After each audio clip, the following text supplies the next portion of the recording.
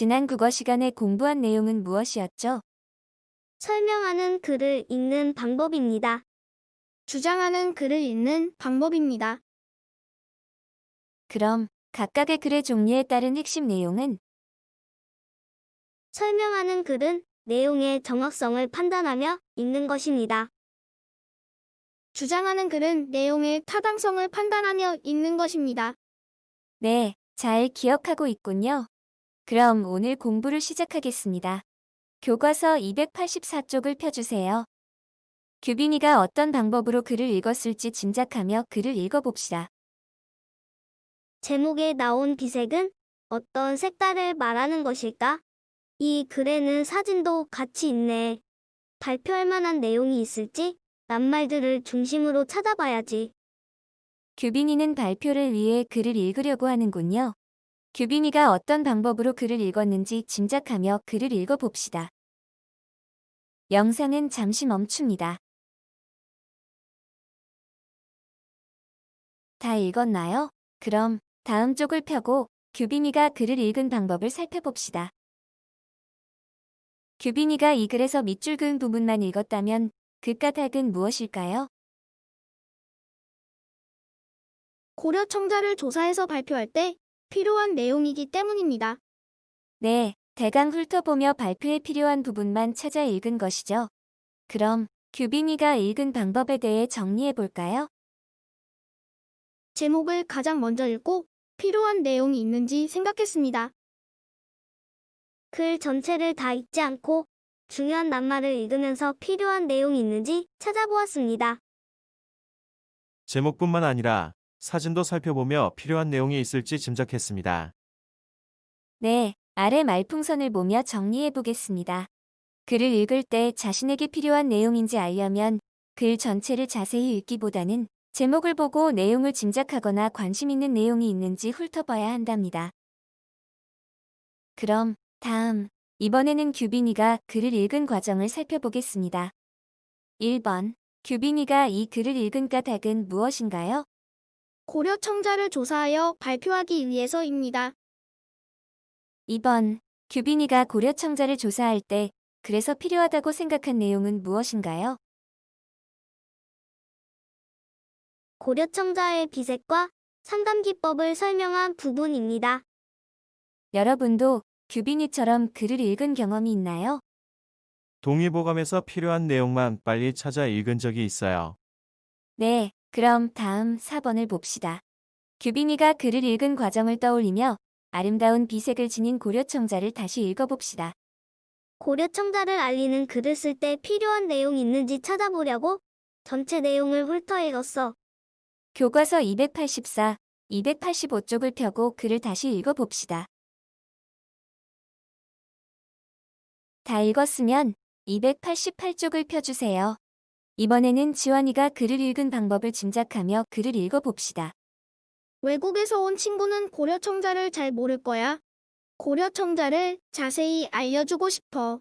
고려 청자의 뛰어난 점이 무엇인지 자세히 살펴보고 내가 아는 내용과 비교해 읽어봐야지.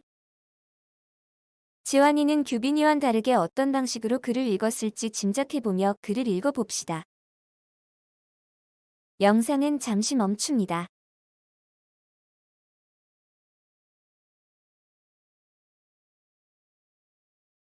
다 읽었나요? 그럼 6번 문제를 풀며 지환이가 글을 읽은 방법을 살펴봅시다.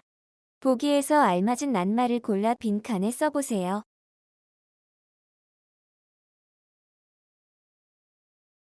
필요한 내용을 찾으며 자세히 읽었습니다. 중요한 내용이나 그것을 뒷받침하는 내용의 밑줄을 그으며 읽었습니다. 자신이 아는 내용과 새롭게 안 내용을 비교하며 자세히 읽었습니다. 네, 공통적인 내용이 자세히 읽었다는 것이네요.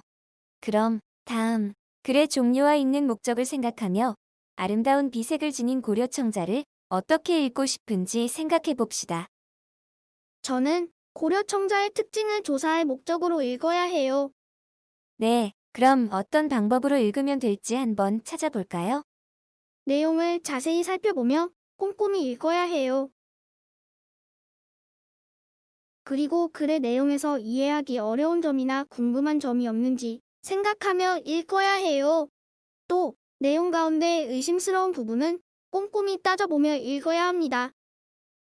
특히 이 글에서는 고려청자의 특징을 설명하는 부분에 집중해서 읽어야 합니다.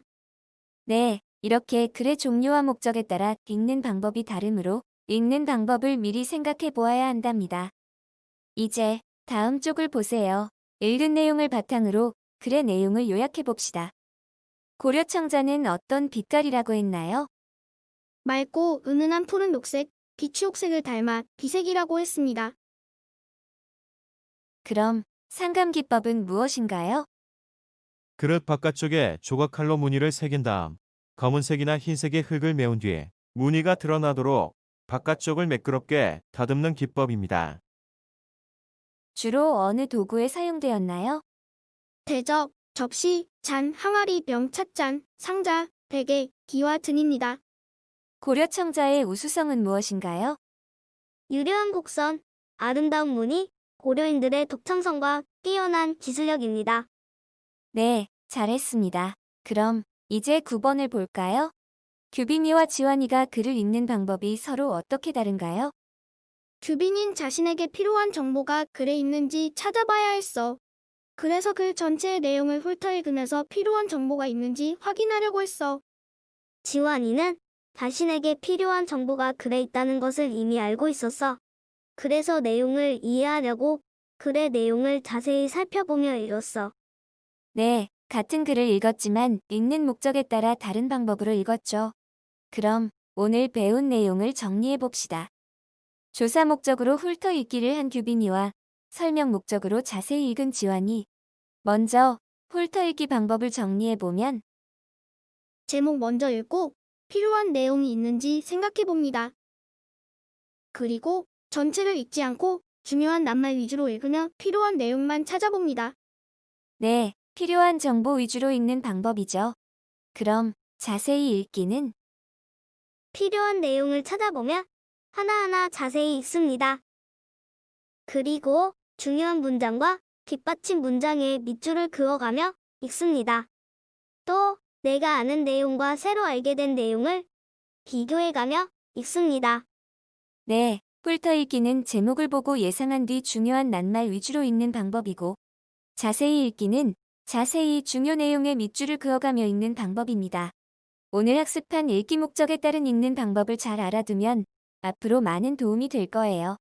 잘 기억해 두길 바랍니다. 오늘도 수고 많았습니다. 유익한 시간이었길 바래요. 뿅!